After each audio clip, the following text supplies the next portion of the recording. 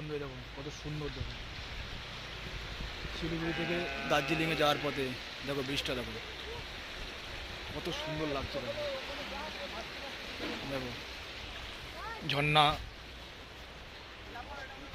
জল আছে।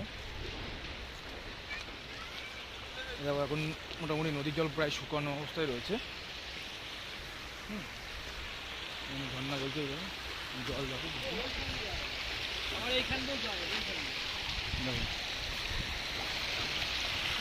দেখো কত সুন্দর ঝর্ণার জল।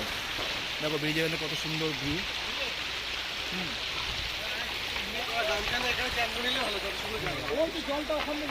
কত সুন্দর লাগে, কত সুন্দর। দেখো পুরো পাহাড়ের সাইডে।